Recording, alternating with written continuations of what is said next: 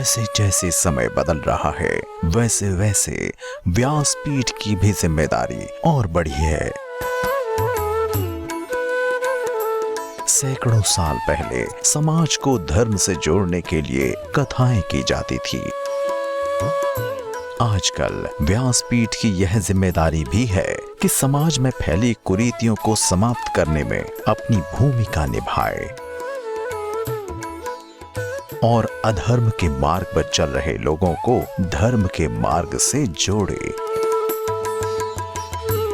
इसलिए व्यासपीठ की जिम्मेदारी भागवत के साथ साथ सामाजिक उत्थान के लिए समाज को प्रेरित करने की भी है। परम पूज्य श्री देवकीनंदन ठाकुर जी महाराज की कथाओं में भक्तों की भीड़ को देखें तो पाएंगे कि 60% युवा कथा श्रवण करने के लिए पंडाल में आता है।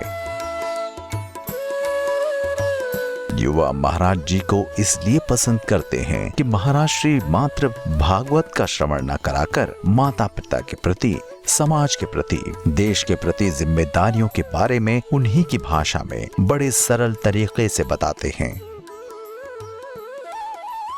महाराष्ट्री युवाओं के फेवरेट माध्यम सोशल मीडिया पर भी इसलिए एक्टिव रहते हैं कि वहां भी देश विदेश के युवाओं को संस्कृत, संस्कृति और संस्कार के प्रति जागरूक कर सकें। इसलिए महाराष्ट्री भारत देश में संतों में, सोशल मीडिया में पहले स्थान पर आते हैं। श्रीमद् भागवत अपने आप में बहुत बड़ा विषय है जिसे समझ पाना इतना आसान नहीं है। भागवत को समझने से पहले यह जरूरी है कि आप जीवन की भागवत को समझें और महाराज जी का यही प्रयास हर कथा में रहता है।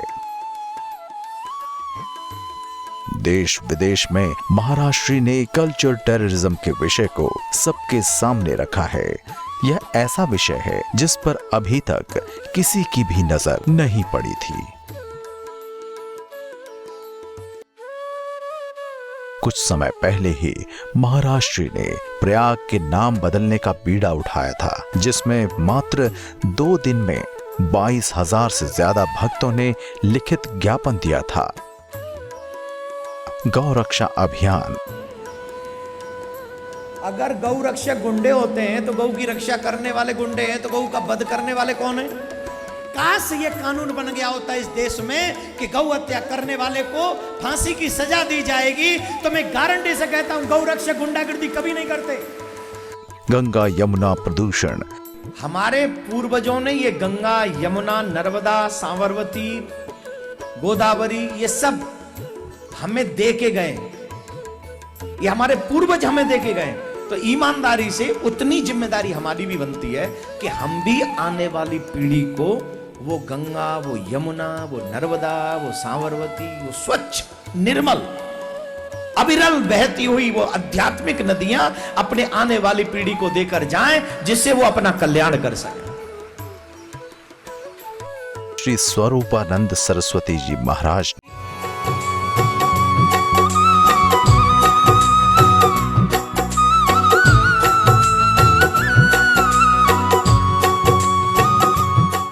जैसे जैसे समय बदल रहा है वैसे वैसे व्यासपीठ की भी जिम्मेदारी और बढ़ी है।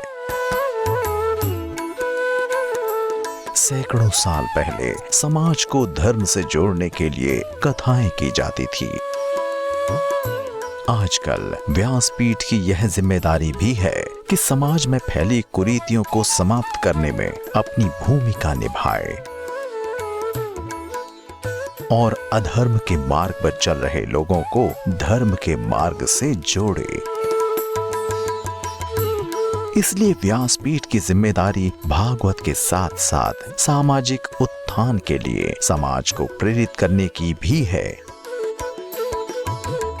परम पूज्य श्री देवकीनंदन ठाकुर जी महाराज की कथाओं में भक्तों की भीड़ को देखें तो पाएंगे कि 60% युवा कथा श्रवण करने के लिए पंडाल में आता है। युवा महाराज जी को इसलिए पसंद करते हैं कि महाराज श्री मात्र भागवत का श्रवण न कराकर माता पिता के प्रति, समाज के प्रति, देश के प्रति जिम्मेदारियों के बारे में उन्हीं की भाषा में बड़े सरल तरीके से बताते हैं। महाराष्ट्री युवाओं के फेवरेट माध्यम सोशल मीडिया पर भी इसलिए एक्टिव रहते हैं कि वहां भी देश विदेश के युवाओं को संस्कृत, संस्कृति और संस्कार के प्रति जागरूक कर सकें।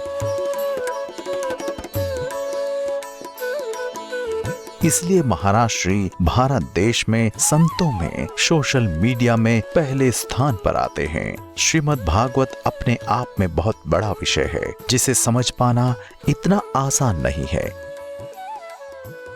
भागवत को समझने से पहले यह जरूरी है कि आप जीवन की भागवत को समझें और महाराज जी का यही प्रयास हर कथा में रहता है। देश विदेश में महाराष्ट्री ने कल्चर टेररिज्म के विषय को सबके सामने रखा है। यह ऐसा विषय है जिस पर अभी तक किसी की भी नजर नहीं पड़ी थी। कुछ समय पहले ही महाराष्ट्री ने प्रयाग के नाम बदलने का बीड़ा उठाया था, जिसमें मात्र 2 दिन में 22,000 से ज्यादा भक्तों ने लिखित ज्ञापन दिया था। गौ रक्षा अभियान। अगर गौ रक्षक गुंडे होते हैं तो गौ की रक्षा करने वाले गुंडे हैं, तो गौ का वध करने वाले कौन है?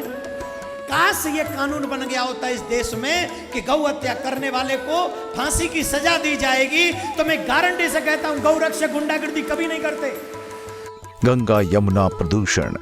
हमारे पूर्वजों ने ये गंगा, यमुना, नर्मदा, साबरमती, गोदावरी ये सब हमें दे के गए, ये हमारे पूर्वज हमें दे के गए।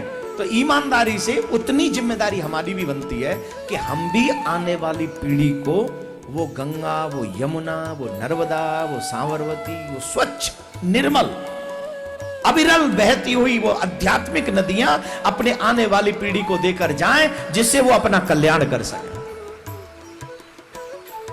श्री स्वरूपानंद सरस्वती जी महाराज ने पूज्य श्री देवकीनंदन ठाकुर जी महाराज को धर्म रत्न की उपाधि से अलंकृत किया है। पूज्य महाराज श्री को यह उपाधि भागवत कथाओं के माध्यम से सनातन धर्म के प्रचार प्रसार में महत्वपूर्ण भूमिका निभाने के लिए दी गई है। यह पहली बार है कि पूज्य जगत गुरु शंकराचार्य जी महाराज ने किसी को धर्म रत्न की उपाधि से अलंकृत किया हो। आइए देखते हैं परम पूज्य जगत गुरु शंकराचार्य जी महाराज ने रिपोर्टर के सवाल पर क्या कहा। आज वृंदावन में भागवत वक्ता देवकीनंदन ठाकुर जी को आपने धर्म रत्न की उपाधि से अलंकृत किया है, तो ऐसे क्या खास आपको नजर आया जो आपने द्वारका से चलकर यहाँ उपाधि दी है? ऐसा है कि हम इनके कार्य हम लोग देख रहे हैं कि ये जन जन में भगवान की भक्ति का प्रचार करते हुए जो कुछ इनके पास आता है उसके द्वारा लोकोपकारी कार्य कर रहे हैं। और इनके विचार हम लोगों को दिखाई पड़े कि ये सनातन धर्म की जो अनेक प्रकार की गड़बड़ियां लोग कर रहे हैं उससे ये चिंतित है और ये चाहते हैं कि सनातन धर्म को पुनर्जीवित किया जाए और उसके मार्ग में जो बाधाएं हैं उनको दूर किया जाए। इस दृष्टि से हमने उनको उपाधि दी। धर्म रत्न की उपाधि मिलने के बाद महाराष्ट्री ने सभी का आभार प्रकट किया और सभी संतों से निवेदन किया कि आप भी युवाओं को अपने धर्म से जुड़े रहने के लिए प्रेरित करें। आज हमारा परम सौभाग्य है